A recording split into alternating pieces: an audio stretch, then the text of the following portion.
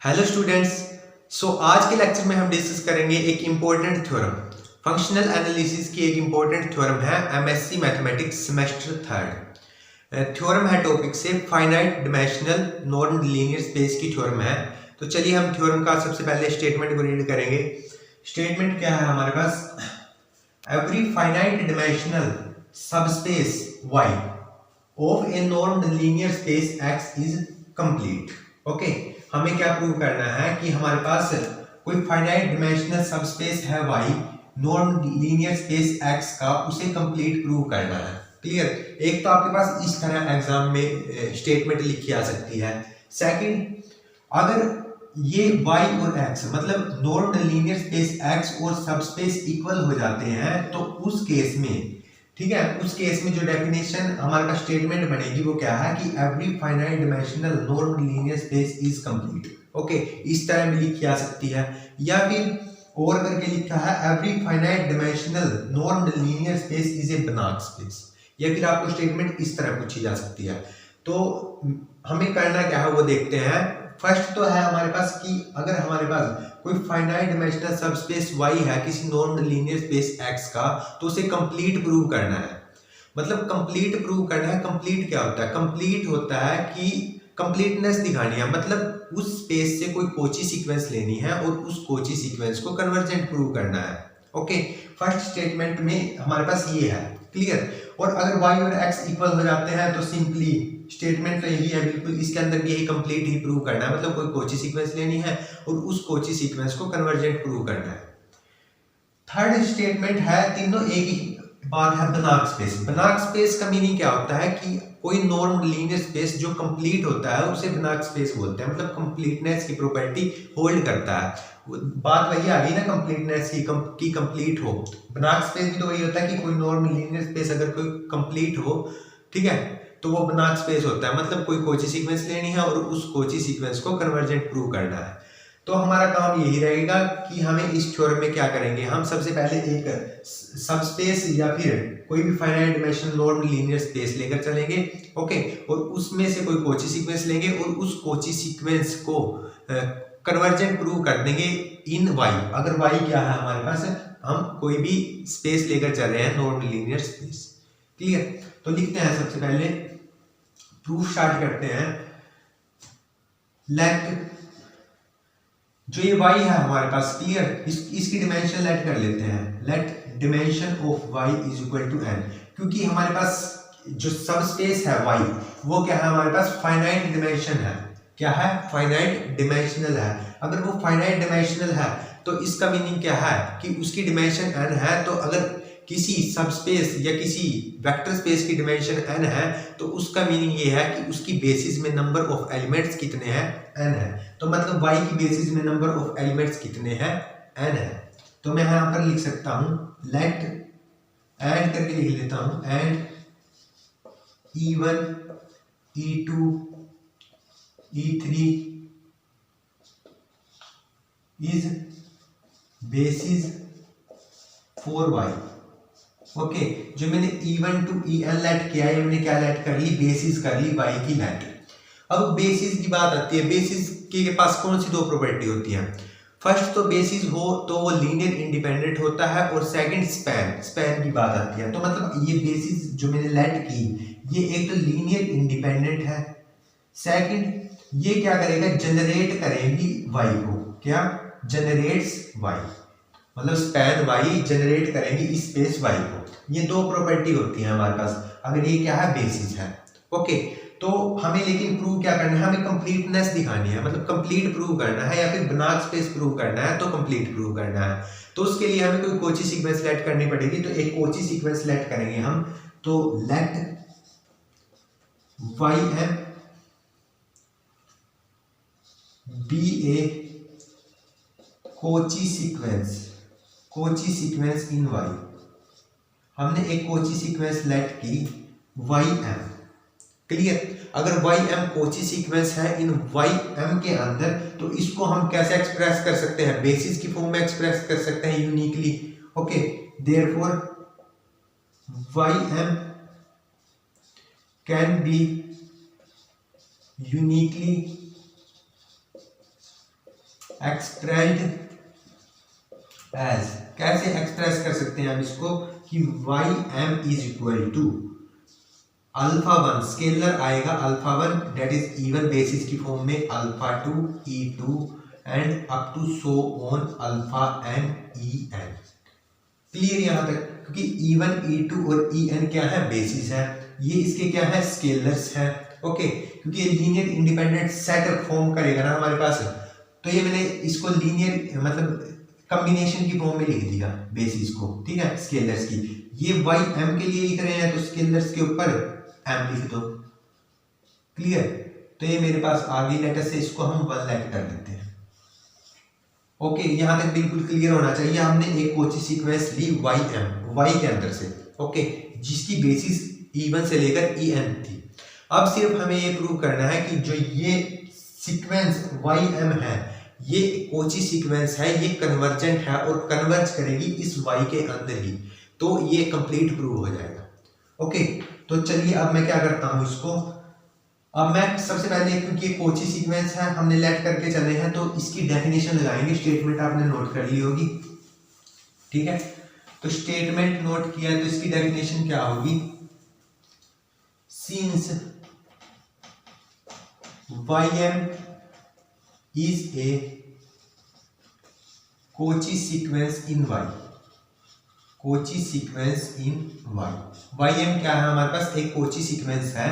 so therefore for given epsilon greater than 0 there exists a positive integer n, there exists a positive integer n such that क्या definition होती है, norm of Y M minus Y are is less than epsilon for all M R is greater than n. ये हमारे पास किसकी definition होती है, Kochi sequence की। क्या होती है, for given epsilon greater than 0 there exist a positive integer n, कि हमारे पास norm of Y M minus Y are is less than epsilon for all M and R greater than N के लिए। Okay, तो Y M क्या था हमारे पास, ये है इस बेसिस। तो सिमिलरली वाई आर को भी मैं ऐसे ही एक्सप्रेस कर सकता हूं। क्लियर? क्योंकि वाई एम भी मेरे पास वाई का एलिमेंट है, वाई के अंदर से सीक्वेंस है, और वाई आर भी वाई के अंदर से है। तो मैं वाई आर को भी कैसे एक्सप्रेस कर सकता हूं, यहां पर लिख लेता हूं वाई आर को मैं सिर्फ यहां पर क्या आ जाएगा, आर आ जाएगा एम की प्लेस पर, बाकी सेम रहेगा। ये मैंने वाई आर को भी एक्सप्रेस कर दिया बेसिस की फॉर्म में, अल्फा एन आर और साथ में ई एन। क्लियर? अब मैं क्या करूंगा, यहां से देखो ध्यान से, मैं इसको कंसीडर करके चलूंगा नॉर्म वाली टर्म को। क्लियर? ये आपने नोट कर लिया। तो यहां से अब मैं इसको 2 लेट कर लो यहां से डेफिनेशन को कोची सीक्वेंस की। तो अब यहां से हम क्या लिखेंगे, देखो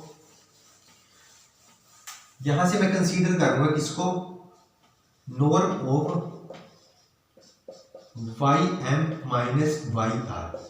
जैसे ही मैं इसको कंसीडर करता हूं तो यहां से मेरे पास क्या आएगा, मैं इसकी वैल्यू पुट करूंगा तो मेरे पास, इसको मैं समीशन की फॉर्म में क्या लिख सकता हूं, इसको मैं समीशन की फॉर्म में कैसे लिख सकता हूं, ऐसे लिख सकता हूं, that is J running from 1 to n, that is alpha जे, और यहां पर आर और साथ में ई जे, और वाई एम के प्लेस पर यहां पर क्या आ जाएगा, एम आ जाएगा, और वाई आर के प्लेस पर आर। तो मैं इसको समीशन की फॉर्म में ऐसे लिख सकता हूं, तो मैंने ऐसा लिख लिया, summation J running from 1 to n, that is alpha J M, और साथ में क्या आएगा, दैट इज यहां से मैं क्या करूंगा, ई जे लिख, चलो पहले लिख लेता हूं, बाद में कॉमन लेंगे, माइनस में summation that is J running from 1 to n alpha J R और साथ में ई जे, और यहां पर नॉर्म, ये आ गया मेरे पास। क्लियर? और for all M R greater than N वो लिख देना आप, ठीक है। तो यहां से मैं अब क्या लिख सकता हूं, समीशन को एक बार लिख लेता हूं मैं, j is equal to 1 to n, और यहां से मेरे पास क्या आ जाएगा, अल्फा जे एम माइनस में अल्फा जे आर, और यहां से ई जे, ये मेरे पास आ गया। क्लियर? यहां तक आ गया मेरे पास। अब मेरे पास ये नॉर्म वाली टर्म क्या आ गई, ये आ गई नॉर्म वाली टर्म मेरे पास। ओके, अब यहाँ से हम क्या करेंगे वो देखो आप, यहाँ से हम क्या करेंगे, इसको मैं रिमूव कर देता हूँ, आपने नोट किया होगा है।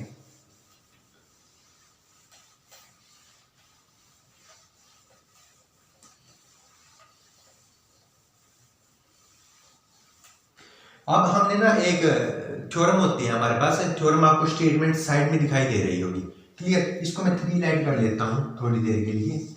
तो हमने स्टेटमेंट क्या है वो, कि अगर हमारे पास कोई सेट होता है ना x1 to xn, कोई लीनियर इंडिपेंडेंट सेट होता है, तो हमारे पास क्या होता है, अगर कोई भी हमारी चॉइस है स्केलर्स की, ओके, उसके लिए एक c ग्रेटर देन 0 एक ऐसा एग्जिस्ट करता है कि हमारे पास ये प्रॉपर्टी होल्ड होती है। ओके, ये कंडीशन सेटिस्फाई होती है कि alpha 1 x1 plus alpha 2 x2 up to so on alpha n xn, इसके नॉर्म की value greater than equal to c, और साथ में norm mod of alpha 1 mod of alpha 2 and up to so on mod of alpha n। Okay, इसको मैं summation की form में लिख सकता हूँ, आपको पता है, ठीक है, j running from 1 to n alpha i xi, इस फॉर्म में लिख लूंगा इसको, एक ही बात है। ओके, मतलब ये स्केलर्स है मेरे पास, अल्फा है जो, ये x1 to xn बेसिस है, और ये बेसिस लीनियर इंडिपेंडेंट होनी चाहिए। जो e1 to en मैंने बेसिस लेट की थी स्टार्टिंग में, वो भी तो लीनियर इंडिपेंडेंट बेसिस ही थी। ओके, लीनियर इंडिपेंडेंट था ना मतलब वो, और यहाँ पर ये लीनियर इंडिपेंडेंट होना चाहिए, उसके लिए एक c ऐसा एग्जिस्ट करता है ग्रेटर देन 0 कि ये होल्ड करे हमारे पास। तो ये देखो, ये मेरे पास क्या है, लीनियर इंडिपेंडेंट का सेट था अल्फा, मतलब ये जो e1 to en है मेरे पास क्या था, लीनियर इंडिपेंडेंट का सेट था, इसके साथ ये स्केलर्स लगे हुए हैं जैसे यहाँ पर लगे हुए हैं, क्लियर। तो ये वाले नॉर्म की वैल्यू होगी जो मेरे पास, वो किससे ग्रेटर देन आएगी, क्या इसको मैं लिख सकता हूँ यहाँ से ऐसे, greater than equal to c, और साथ में समीशन ऐसे रहेगा j running from 1 to n, और साथ में mod of alpha j m माइनस अल्फा j r। यहाँ तक देखो, कोई अगर आपको प्रॉब्लम हो, क्या किया मैंने, कुछ नहीं किया, सिर्फ मैंने ये लेमा अप्लाई किया है। इस लेमा में ये नॉर्म वाली टर्म है, साथ में स्केलर्स पड़े हैं और बेसिस हैं जो लीनियर इंडिपेंडेंट होनी चाहिए हमारे पास, तो एक सी ऐसा एग्जिस्ट कर गया कि ये कंडीशन होल्ड हो। तो यहाँ से इसकी हेल्प से हमने ऐसा लिख लिया, साथ में स्केलर्स का, हर एक स्केलर इंडिविजुअल स्केलर्स का मोड है, ठीक है। जैसे समीशन ओपन करेंगे हर एक इंडिविजुअल स्केलर्स का मोड मिलेगा ना हमें, तो ये यहाँ से ऐसे आया। ओके, तो आपको समझ में आ ही गया होगा। तो अब हम क्या करेंगे, देखो जो मैंने कोची सीक्वेंस की डेफिनेशन लिखी थी, वहां पहले इसको लिख लेते हैं। चलो, norm of Y M minus Y are is greater than equal to C summation J running from 1 to n, that is alpha J M minus alpha J R, ये आ गया मेरे पास। ओके, एंड एम और R क्या है, greater than N है। सो by second, जहां पर हमने कोची सीक्वेंस की डेफिनेशन लिखी थी, जो ये वाली टर्म थी वो क्या थी मेरे पास, that is less than epsilon थी। तो मैं क्या इसको ऐसा लिख सकता हूँ, Y M minus Y R is greater than c summation j is equal to 1 to n alpha j m minus alpha j r, clear, m और r ग्रेटर देन n। तो यहां से ये आ गया हमारे पास, ये हमने कोची सीक्वेंस की डेफिनेशन लगा दी कि ये लेस देन n होता है। तो यहां से इंप्लाई करके मैं क्या लिख सकता हूं, अब यहां से मैं इंप्लाई करके क्या लिख सकता हूं, यहां से मैं इंप्लाई करके लिख सकता हूं कि मेरे पास c और साथ में j running from 1 to n alpha J M minus alpha J R is less than epsilon, clear. ये इससे छोटा है, ये इससे छोटा है, तो मैंने यहां से इसको लिख लिया ऐसे, क्लियर, ठीक है। ये लिखते रहना, for all M R is greater than N. तो यहां से मैं क्या लिख सकता हूं कि समीशन j फ्रॉम 1 to n alpha J M minus alpha J R, इसकी मोड की value less than epsilon by c होगी। c भी ग्रेटर देन 0 है, एप्सिलॉन भी ग्रेटर देन 0 होता है, तो मैंने इसको एप्सिलॉन 1 लेट कर लिया। ओके, तो मतलब इस मोड की वैल्यू मेरे पास क्या आ गई, J running from 1 to n alpha J M minus alpha J R, ये वैल्यू मेरे पास एप्सिलॉन 1 से लेस आ गई। ये इंप्लाई करके मैं लिख सकता हूँ कि mod of alpha J M minus alpha J R, इसकी वैल्यू मेरे पास लेस देन एप्सिलॉन 1 आएगी for all J running from 1 to n and m और r is greater than equal to n। ओके, ये मैंने इस तरह लिख लिया इसको सॉल्यूशन वाली टर्म को कि हर एक j के लिए ट्रू होगी और हर एक m r greater than n के लिए ये इक्वालिटी होल्ड करेगी, लेस देन एप्सिलॉन होगा। अब ये कुछ आपको डेफिनेशन दोबारा कोची सीक्वेंस की दिखाई दे रही होगी कि ओके, ये कोची सीक्वेंस की डेफिनेशन है जहां पर ये सीक्वेंस हमारे पास कोची सीक्वेंस बनेगी, ये लेस देन एप्सिलॉन है और m r greater than n है। तो अल्फा जे एम क्या होगा, हमारे पास एक कोची सीक्वेंस होगी। आर भी इन रियल के अंदर भी हो सकती है, कॉम्प्लेक्स के अंदर भी हो सकती है। ओके, तो सबसे पहले इसको लिखते हैं हम। सो यहां से मैं लिख सकता हूं जो हमारे पास अल्फा जे एम हो गया वो क्या होगा, is a Cauchy sequence, is a Cauchy sequence in are और सी and we know that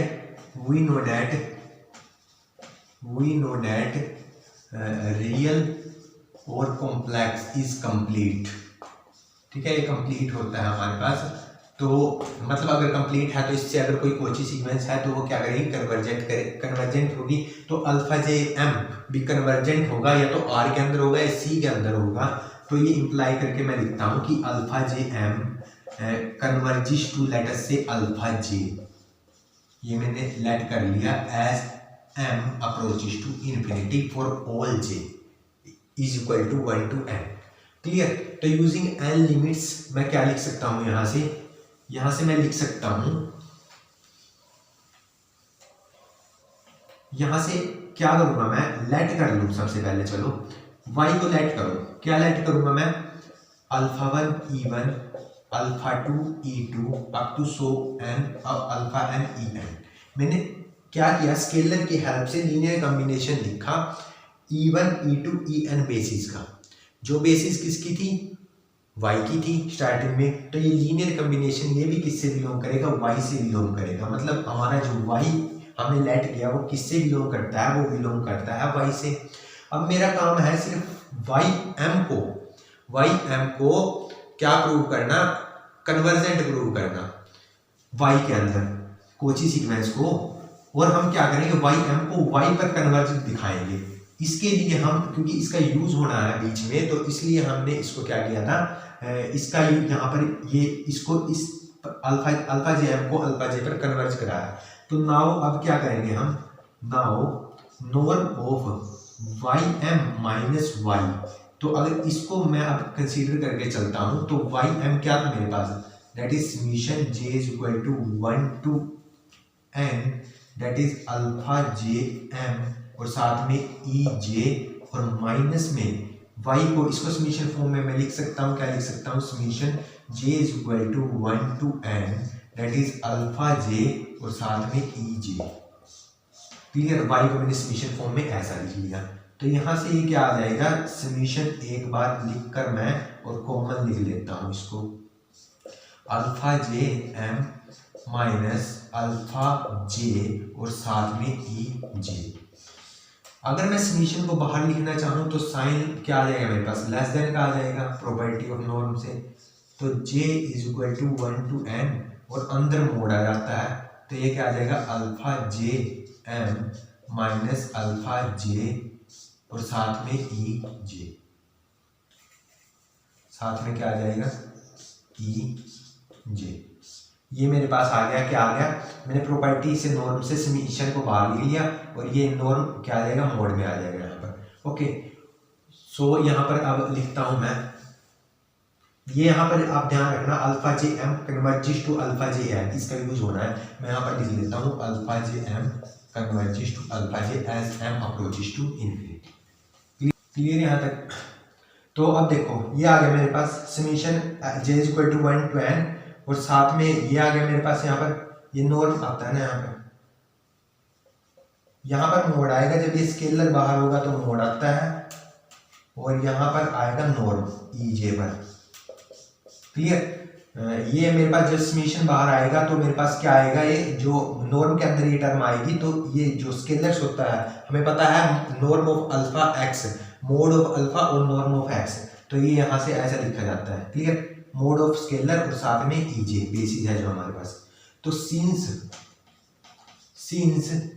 alpha J M converges to alpha J as M approaches to infinity, तो ये इंप्लाई करेगा alpha J M minus alpha J approaches to zero as M approaches to infinity. मतलब ये zero को approach करेगा जब M infinity को approach करेगा, ये जीरो को अप्रोच कर गया तो ये किसको अप्रोच करेगा, जीरो इंप्लाई करेगा हमारे पास norm of Y M minus Y. Okay, ये इससे लेस है, ये जीरो को अप्रोच कर रहा है तो ये नॉर्म वाई टर्म ये जीरो को अप्रोच करेगी as M approaches to infinity. अगर नॉर्म वाई टर्म जीरो को अप्रोच कर रही है तो इसका मीनिंग क्या है कि ये जो वेक्टर है वाई एम माइनस वाई ये भी जीरो को अप्रोच करेगा as M approaches to infinity. अगर ये जीरो को अप्रोच कर गया तो मतलब वाई एम किसको अप्रोच करेगा, वाई को अप्रोच करेगा as M approaches to infinity. तो हैंस वाई एम क्या हो गया, कन्वर्जेंट हो गया किस पर, वाई पर, और वाई किससे बिलोंग करता था, वाई से। तो वाई एम हमारे पास क्या आ गया, एक कोची सीक्वेंस आ गई किसके अंदर से, वाई के अंदर से, जो वाई पर क्या करती है हमारे पास, कन्वर्ज करती है। सो यहाँ से हमारे पास आ गया कि वाई एम जो कोची सीक्वेंस था वो वाई को क्या कर गया, कन्वर्ज कर गया। ओके, और जो वाई एम था वो हमारे पास क्या था, हमने कोई भी आर्बिट्रेरी कोची सीक्वेंस ली है तो यहाँ पर लिख देते हैं कि वाई एम क्या था, आर्बिट्रेरी था। तो मतलब हर एक कोची सीक्वेंस के लिए ये बात ट्रू होगी। तो मतलब वाई हमारे पास जो सबस्पेस था वो क्या हो गया, कंप्लीट हो गया। क्लियर? ये प्रूव हो गया हमारे पास कि वाई क्या है, कंप्लीट है। अगर हम पर्टिकुलर केस लेते हैं हम y is equal to X, तो यहाँ से क्या हो जाता है, क्योंकि y कंप्लीट है तो x भी क्या हो जाएगा, कंप्लीट हो जाएगा। ओके, तो इस तरह से हमने इस थ्योरम को प्रूव किया। तो मतलब हमारे पास जो y नॉर्म्ड लीनियर स्पेस था फाइनाइट डायमेंशन का वो क्या हो गया, बनात स्पेस हो गया, या फिर बोल सकते हैं वो क्या हो गया, कंप्लीट हो गया। तो इस तरह से हमने इस थ्योरम को प्रूव किया। हमने क्या किया, एक कोची सीक्वेंस ली और उस कोची सीक्वेंस को कन्वर्जेंट प्रूव करा दिया उसी स्पेस के अंदर, तो जिससे हमारे कंप्लीटनेस की जो प्रॉपर्टी है कंप्लीट हो जाता है वो स्पेस। तो अगर कोई भी डाउट लगे तो आप कमेंट करके बता सकते हैं। Thank you.